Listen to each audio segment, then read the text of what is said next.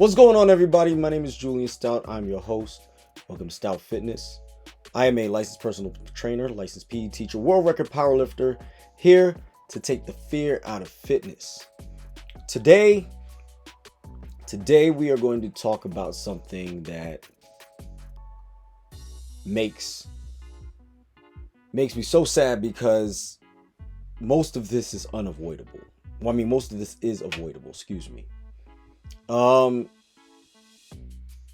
As a black man, as an African American, I am in the unique position to see the afflictions that our people face on a day-to-day basis, whether it be gun violence, whether it be diabetes, whether it be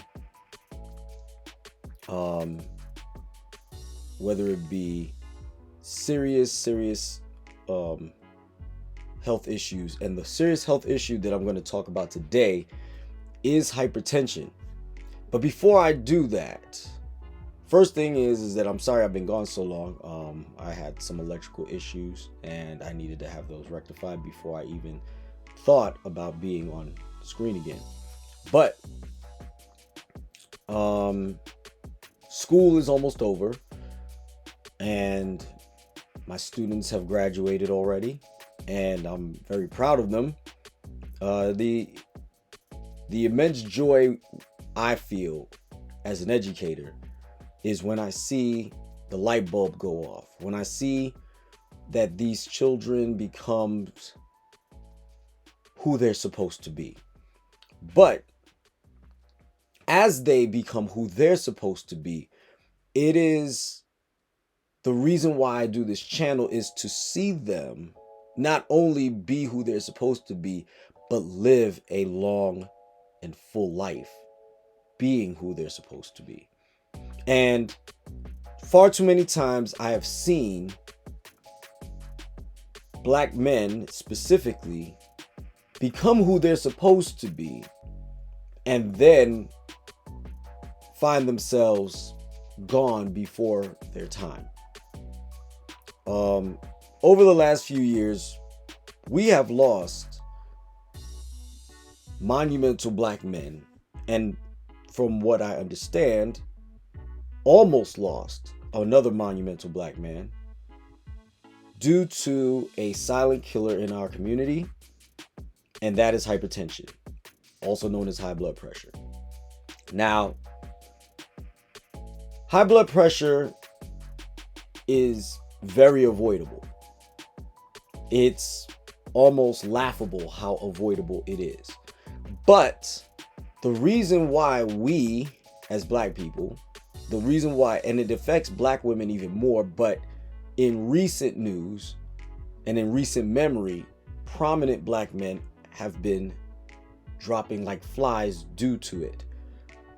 Now, it could be accused that it is the diet, it's the food lifestyle of any person who has hypertension. But there's another side of the story on where hypertension comes from.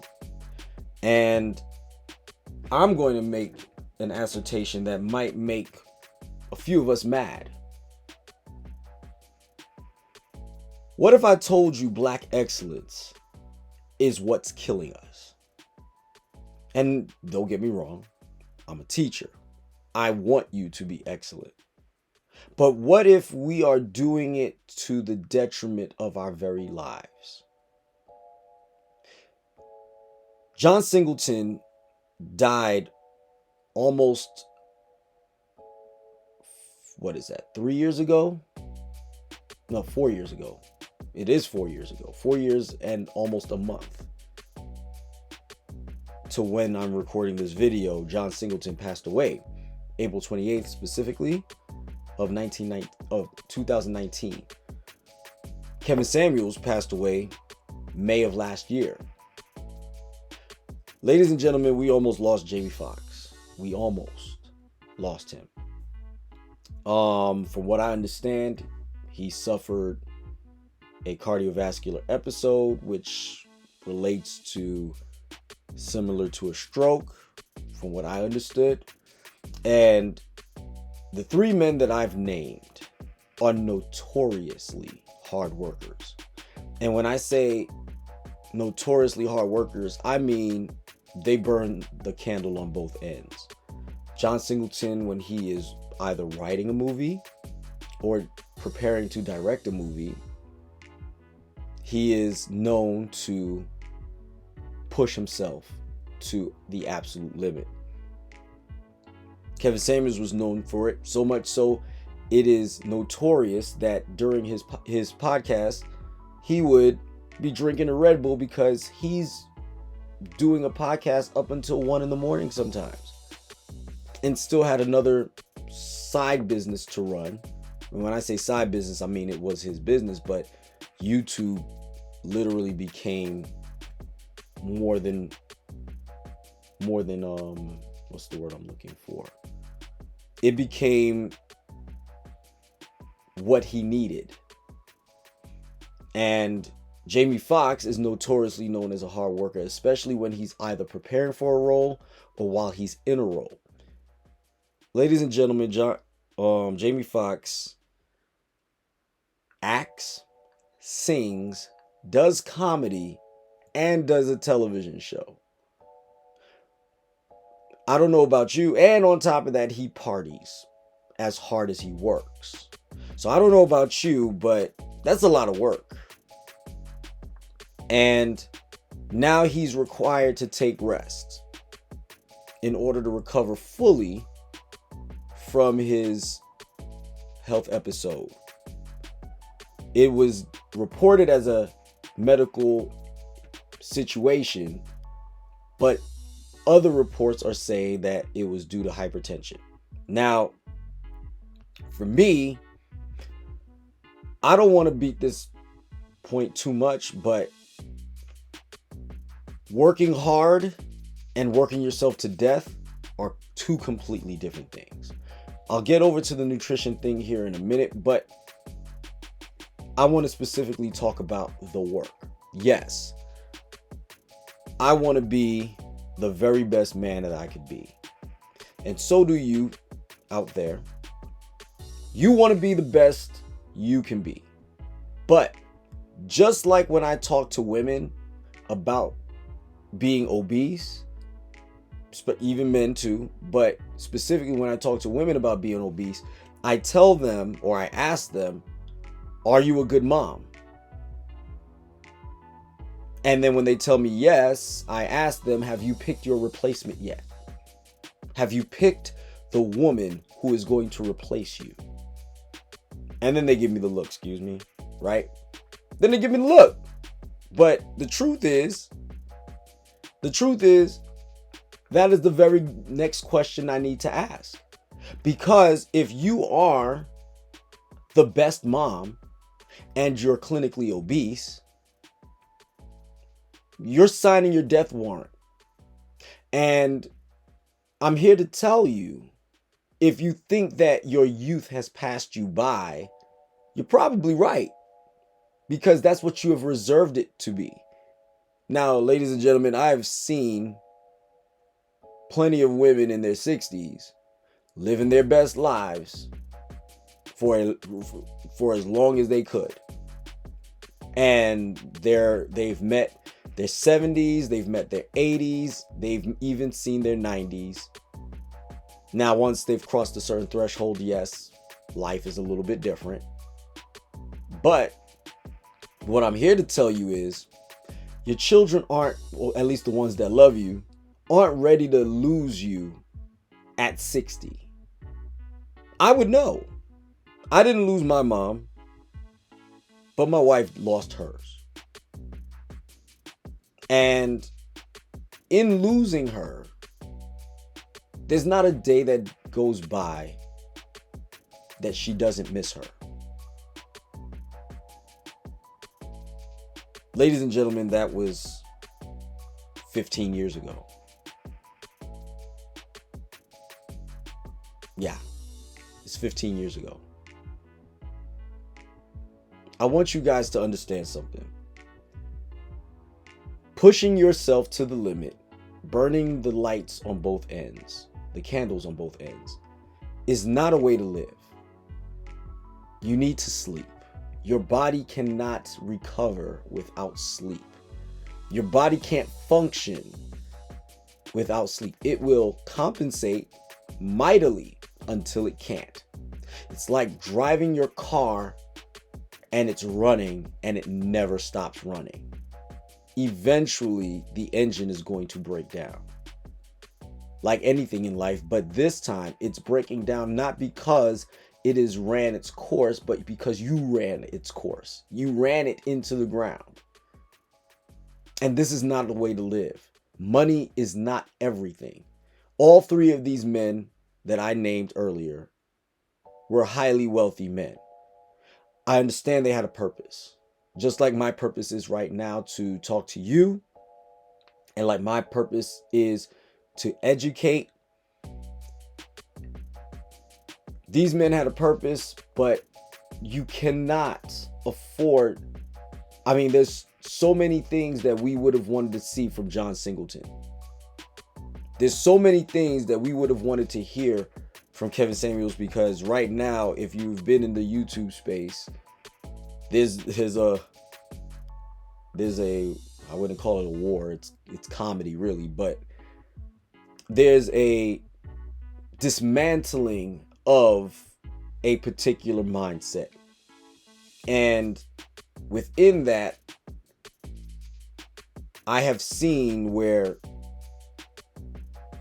he was going with his message. His message was to unite Black families and make them whole, so that way that generational wealth gap can be closed. That's a whole nother story. But Jamie Foxx, his purpose is to make you happy, to entertain you.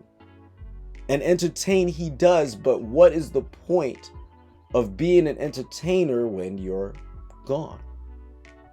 I mean, yes, we have plenty of movies and songs and comedy specials to watch and listen to, but if there's more in you,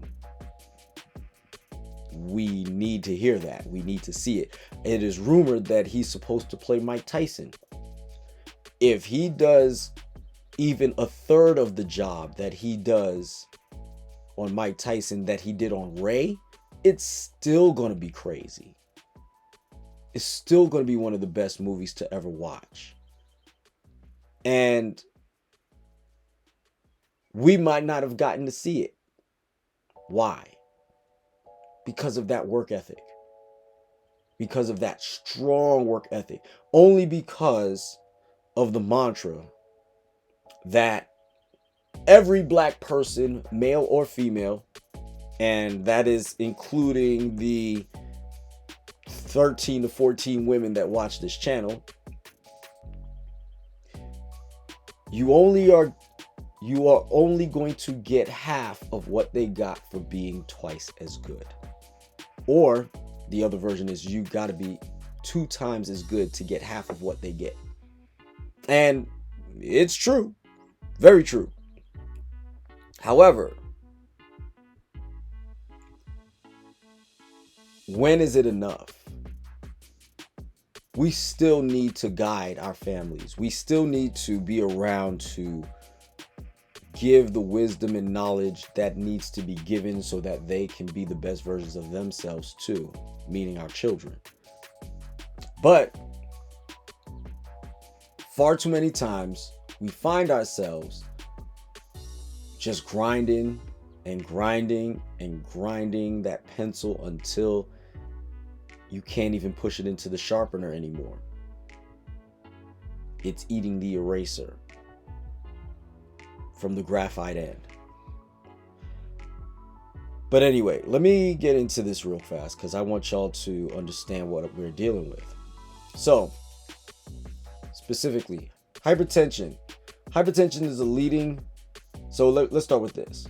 The prevalence of each condition varies significantly across racial groups. and between men and women in complex ways. The gender gaps differ by race, and the race gaps differ by gender. The differences across groups are in many cases quite large. Black women, for example, are twice as likely to be severely obese at a rate of 16%.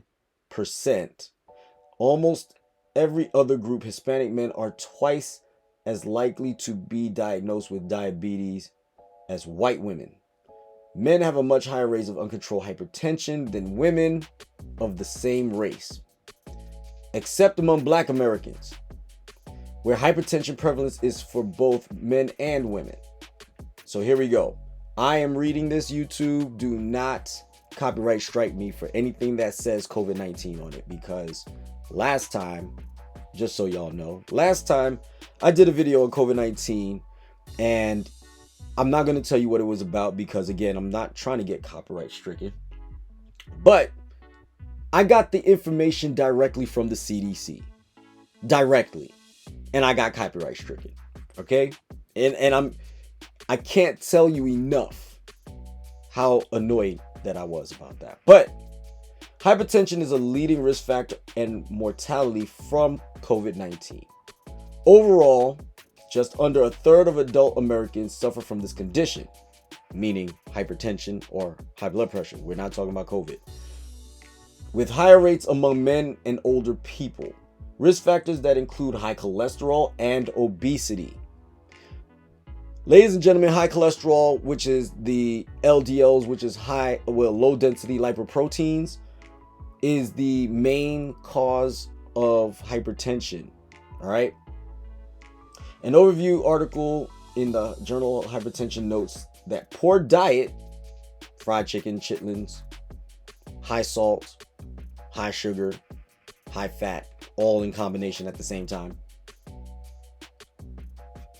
Poor physical inactivity and excess of alcohol alone or in combination are the underlying cause of a large proportion of hypertension. There's a saying that I have. Ass will make you fat. Ass will make you fat. If you go into my videos in the library, you'll see that I have that. Alcohol, sugar, and stress is the thing that will make you fat. Alcohol, sugar, and stress is also the thing that will kill you if you are not doing it in moderation.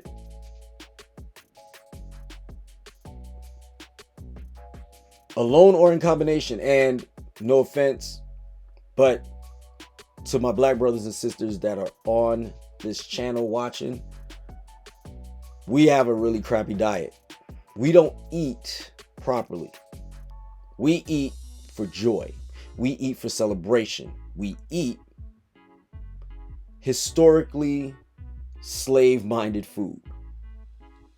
Now, here's the thing that what y'all don't realize. The stereotypical foods that we ate them because we needed to, because we could not afford the finer foods in life. And then in some cases, we can afford the finer foods in life now, and then within that, we eat so much of it, it's still going to kill us because it's still made with sugar, still made with salt, and still has a high fat content.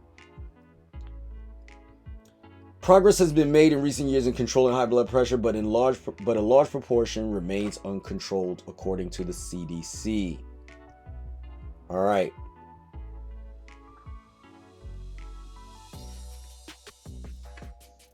Differences by race and gender are big. Most striking are the higher rates for Black Americans. 2 in 5 Black men, 42%, and Black women suffer from hypertension compared to 31% of white men and 27% of white women.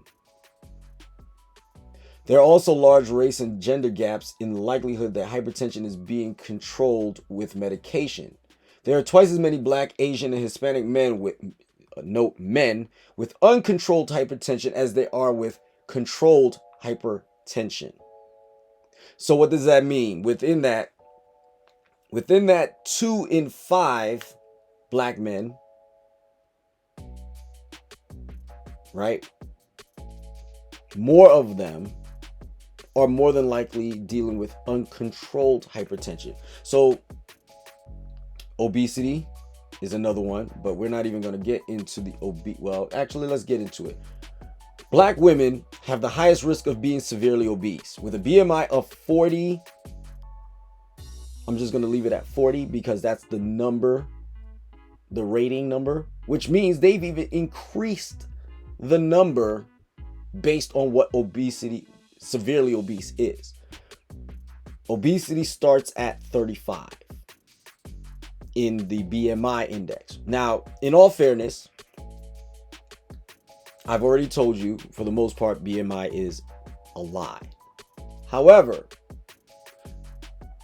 there is a tipping point when it comes to the BMI. Once you cross into 36, 37, there's no thickness that you can excuse that is not obese. Understand what I'm saying?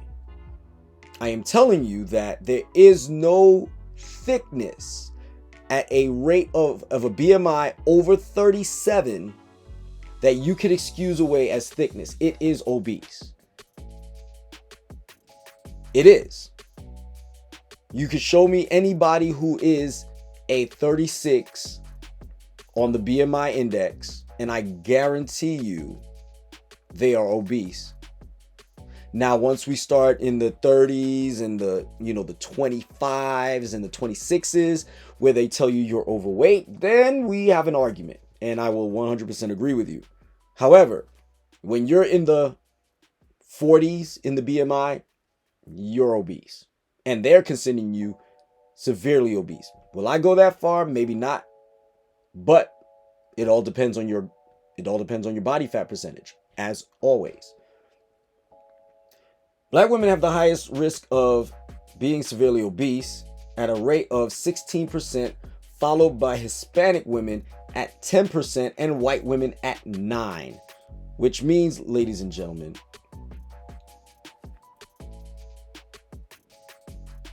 it is almost 2-to-1 that black women are more obese than any other woman on the planet. There are almost as many black women falling into the morbidly obese category as the normal weight category. So basically, 1-for-1, for every black woman you see, there's also a fit black woman you see, there's also a fat black woman you'll see. It's literally almost 1-to-1. A few additional points are worth making here on measurement. The flaws in BMI are broadly accepted in the medical and public health communities. I told you there's flaws. I already explained it to you. Especially in terms of making binary distinctions such as normal weight versus overweight. I didn't even read this yet. It is much better to think of them as a continuum. There are also much better ways to measure risks to metabolic health. So, I want y'all to understand something. Overall, before I'm going to land this plane. This plane that I'm going to land is simple. If you want a long, healthy life, we need to heal.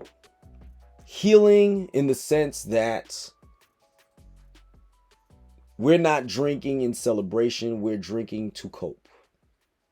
We're not eating to sustain ourselves, we're eating to cope. We're not working to maintain a lifestyle, we are working to cope. We are working to fulfill a lifestyle for people we don't like. And we're trying to maintain appearances because we're trying to cope with the internal lack of value we seem to believe we have. Yes, I'm saying it. This is probably going to be one of the most controversial videos I've done. Yes, I said it, because we are so fixated with, monetary gain. We're so fixated on getting the bag. We're so fixated on making money to the point where we are doing it at our own detriment. We are working for the money as opposed to making the money. Those of us who are financially educated will tell you that working yourself to death is not the way you become rich. What's the point in making all that money when you're dead? What's the point in balling out, having all of this wealth, only to die and not enjoy it? All you did was work. Yes, your kids might enjoy it. Yes, your spouses might enjoy it. But you died. Because you can't eat with discipline. You overwork yourselves. And you value money over your very own life. There's a major controversy on YouTube right now about driving the bus. Well, I'm here to tell you, even the bus driver can drive himself to death. Because if all they do is go to work, come home, go to work, come home, go to work, come home, all you're going to end up doing is dying with no joy in your life. Unless you really do enjoy driving that bus. And when I say driving the bus, this is proverbial speaking, as well as literal. You as a rapper, you as a singer, you as an entertainer, you as a director, you as the partner in the law firm, you as the person who runs a metal shop, you as the person who is the CEO of their own company. You cannot afford to die simply because you pushed yourself into an early grave. It is important not only that you're around for the enjoyment of the work of your labor, but it is also important so that you can be the best you. Don't forget to like, subscribe, share, follow me on Facebook, Instagram, and on YouTube. If you've made it this far, if you made it to the end, thank you. I appreciate you greatly. Peace, love, and chicken grease. I'm out.